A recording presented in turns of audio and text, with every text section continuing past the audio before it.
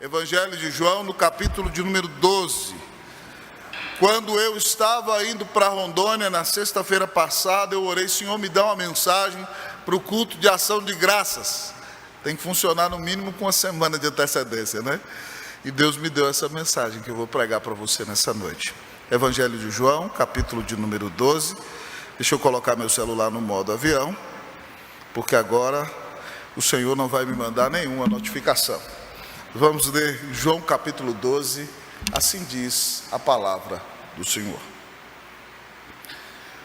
6 dias antes da Páscoa, foi Jesus para Betânia, onde estava Lázaro, a quem ele ressuscitara dentre os mortos. Deram-lhe, pois, ali uma ceia. Marta servia, sendo Lázaro um dos que estavam com ele à mesa. Então Maria, tomando uma libra de bálsamo de nardo puro, muito precioso, ungiu os pés de Jesus e os enxugou com os seus cabelos, e encheu-se toda a casa com o perfume do bálsamo. Mas Judas Iscariotes, um dos seus discípulos, o que estava para traí-lo, disse: por que não se vendeu este perfume por 300 denários e não se deu aos pobres? Isto disse ele, não porque tivesse cuidado dos pobres, mas porque era ladrão, e tendo a bolsa, tirava o que nela se lançava. Jesus, entretanto, disse: deixa que ela guarde isso para o dia em que me embalsamarem, porque os pobres sempre os tendes convosco, mas a mim nem sempre me tendes. Oremos ao Senhor. Pai, fala poderosamente ao nosso coração nessa noite. Acabamos de ouvir um cântico tão poderoso que toca no nosso íntimo, que cantou a oração que o Senhor nos ensinou. Pai, nós queremos te glorificar e queremos ver, Pai, a manifestação do teu reino nessa cidade, neste país, nesta igreja, neste tempo, para a honra e para a glória do nome de Jesus. Mas, Pai, sobre todas as coisas, agora fala poderosamente ao nosso coração, transforma a nossa vida e dá a cada um aqui um coração sincero e muito grato pelas grandes bênçãos que nos tens dado. Ó Deus, nós te pedimos, fala poderosamente, deixa-nos ter comunhão íntima contigo agora. Nós oramos, Pai, em nome de Jesus. Amém. A igreja pode sentar-se.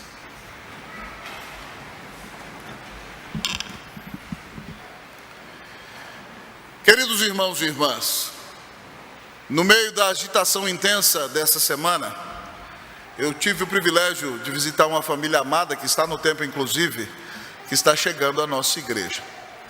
E aquela família amada que está frequentando a nossa igreja há mais ou menos mais de um mês, avaliando na perspectiva deles como os ministérios da nossa igreja têm funcionado e como Deus tem feito a obra nesse lugar, um dos membros daquela família me disse o seguinte: pastor, nós podemos perceber que verdadeiramente a Unida é uma igreja viva.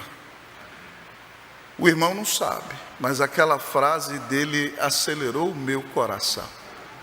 Porque alguns anos atrás, o conselho desta igreja nos convidou para o pastorado dela, porque ela precisava de revitalização, precisava voltar a ser uma igreja cheia da vida de Deus. E o meu coração se emocionou, sabem por quê, meus amados irmãos? Porque a vida de Deus é Jesus.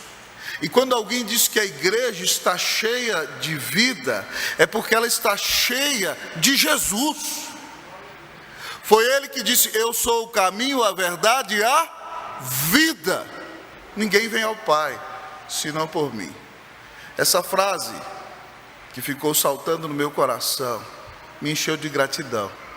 E por ela eu quero agradecer ao Senhor nesta noite, porque o Senhor Jesus, que é a vida de Deus, está aqui, e a presença dele faz com que a nossa igreja seja viva, para a honra e para a glória do nome de nosso Senhor.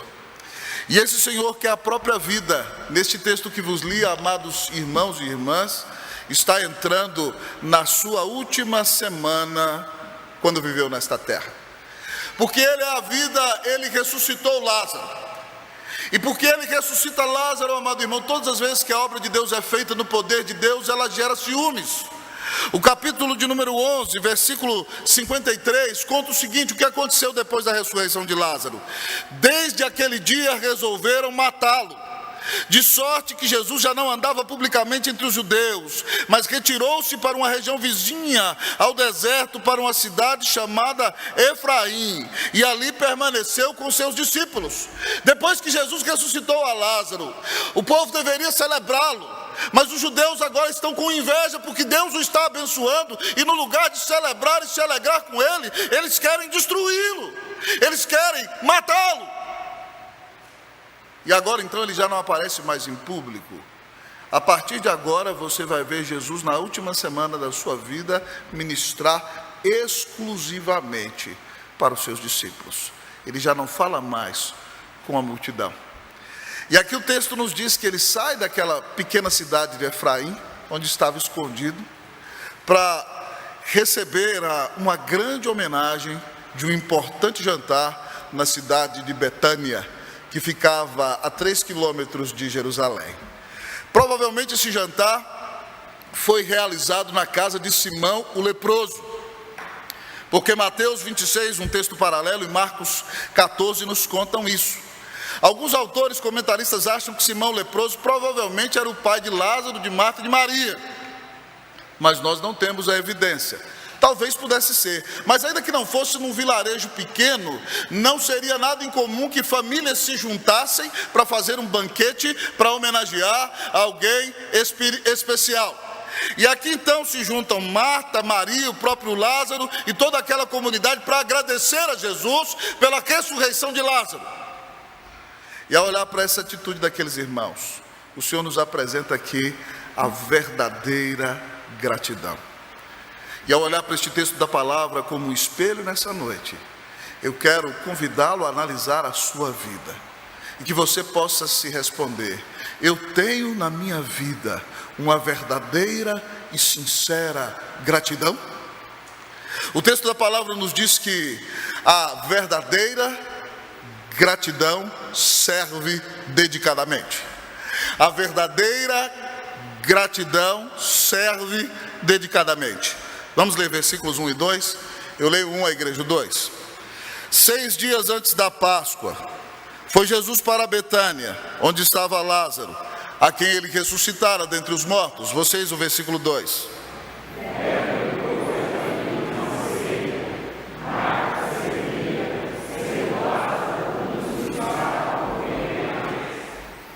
A verdadeira gratidão serve dedicadamente. Vocês sabem que Jesus foi ali para ser celebrado. E Lázaro tem que sentar com Jesus como um dos anfitriões. Num certo sentido, ele é quem faz sala para o nosso Senhor. Mas nós vemos aqui em ação mais uma vez a nossa querida irmã Marta, que tinha um dom de serviço exponencial. O texto da palavra nos diz que eles deram uma ceia e Marta cuidou de tudo na cozinha, preparou os talheres, cuidou da logística do jantar, e diz o texto que ela mesma servia dedicadamente. E Lázaro servia acompanhando o Senhor, estando com ele à mesa. Ao olhar para o testemunho de Marta e ao olhar para a vida de Lázaro, nós aprendemos que a verdadeira gratidão serve dedicadamente. Ao olhar para a vida deles, eu me lembro do missionário Charles Studd, que dedicou a sua vida pregando na Índia, na China e no Sudão. E ele é o fundador da missão UEC, no Brasil chamada de Missão Amém. Reverendo Ronaldo Lidório é missionário também dessa missão. E Charles Studd dizia o seguinte: se Jesus Cristo é Deus e Ele morreu por mim, não existe sacrifício grande demais que eu possa fazer por Ele. É por isso que quando alguém chamar você para fazer uma devocional, para fazer uma liturgia, para dirigir uma oração, você não tem o direito de dizer que não, nunca! Tem gente que fala comigo: para que o senhor, pastor, o senhor tem um púlpito no centro de São Paulo, uma igreja que ama ouvir a palavra, para que o senhor vai lá para Rondônia? Porque todas as vezes que o senhor me mandar para qualquer lugar, para mim é um privilégio ir nesse lugar, porque Cristo deu a vida na cruz por mim. Eu não tenho direito de dizer que não para Jesus. A verdadeira gratidão serve dedicadamente. Você tem uma sincera e verdadeira gratidão? Em segundo lugar, o texto da palavra de Deus nos diz que a verdadeira gratidão se entrega totalmente. A verdadeira gratidão serve dedicadamente, mas a verdadeira gratidão se entrega totalmente. Vamos ler versículo 3, irmãos e irmãs. Leiam comigo, versículo 3. Todos vocês, vamos lá?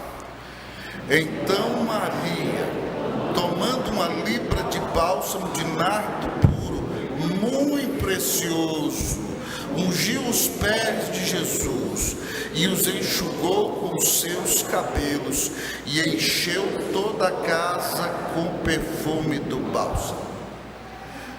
Maria faz algo inusitado. Maria faz algo extravagante. E há pessoas que não conseguem tolerar a extravagância, amados irmãos, de maneira nenhuma, porque elas gostam de manter as coisas debaixo do seu controle. Mas diante da presença de Deus há momentos nos quais não há barreiras, e a nossa entrega vai ser extravagante e total. Maria quebra todos os protocolos aqui. Um deles, por exemplo, se aproximar de um homem, tocar em um homem publicamente, soltar os seus cabelos. Naquele dia era considerado um grande erro para uma mulher judia soltar os seus cabelos na presença de qualquer homem. E se não bastasse, o texto nos conta que ela toma uma libra de bálsamo de nardo puro, e o texto diz muito precioso, e com ele ungiu os pés de Jesus. O bálsamo de nardo, amados irmãos, era um perfume tão caríssimo porque o nardo vinha da Índia, milhares de quilômetros.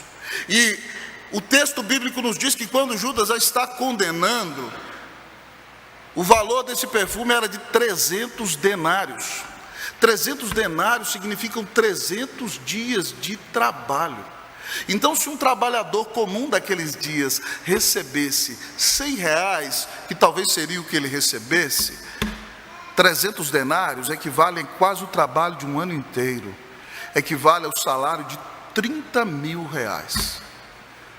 Veja bem que Maria dá para o Senhor Jesus aquilo que ela tem de melhor. Até para as pessoas ricas dos nossos dias, um presente, um perfume de R$30.000 é um perfume caríssimo. E Maria toma aquele perfume, que talvez ela o recebeu como herança, ou juntou quase todo o dinheiro da sua vida. E por causa da consciência que ela tem de quem Jesus é, e de que ela é o seu perdoador, nos evangelhos paralelos o texto diz que ela ungiu a cabeça, ungiu o Senhor todo, mas João enfatiza os pés, para mostrar que Maria se considera verdadeiramente humilde, indigna, porque ela derrama nos pés de Jesus aquele perfume, e depois enxuga os pés do Senhor com seus próprios cabelos. Maria não tem limites. Maria não é dominada pela mesquinharia. Maria entrega tudo para Jesus. Você está disposto a entregar tudo para Jesus? Se o Senhor Jesus pedir mais do seu tempo, se o Senhor Jesus pedir mais dos seus recursos, se o Senhor Jesus pedir que você renuncie o seu projeto de vida e a boa situação na qual você vive, você está disposto a renunciar tudo por causa do nome de Jesus?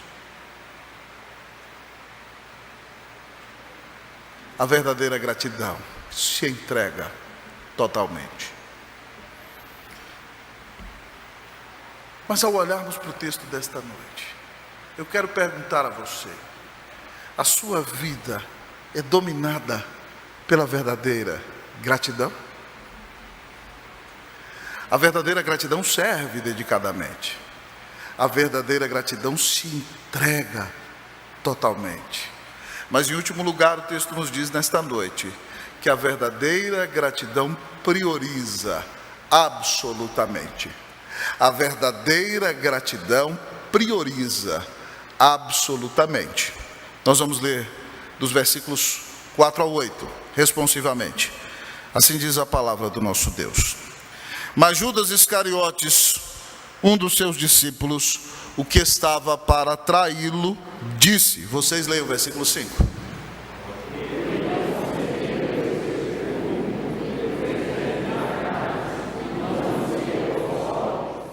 Isto disse ele não porque tivesse cuidado dos pobres, mas porque era ladrão e tendo a bolsa, tirava o que nela se lançava.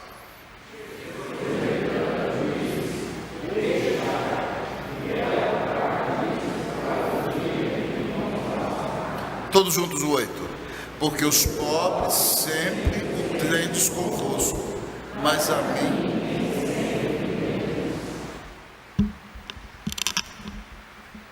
Queridos irmãos e irmãs, Judas, com uma falsa aparência de piedade,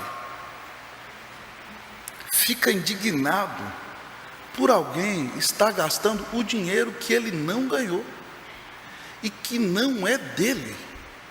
Você acredita nisso? Olha o que ele diz aqui. João é claro ao dizer, né, que ele é o Iscariotes que estava para trair a Jesus e disse: por que não se vendeu esse perfume por 300 denários e não se deu aos pobres? Que indignação piedosa! Só que o Senhor sonda o coração de todos os homens. E o texto bíblico é claro ao dizer que ele disse isso não é porque ele amava os pobres, é porque ele era mesquinho. E mais do que isso, diz o texto que ele era ladrão, porque tudo aquilo que estavam jogando na bolsa da tesouraria, confiavam nele, ele lançava a mão e tomava parte. E então Jesus, sabendo de tudo isso, confronta Judas, mostrando que nem sempre atitudes aparentemente piedosas diante dos homens demonstram que Jesus é nossa prioridade absoluta. Ele diz: deixa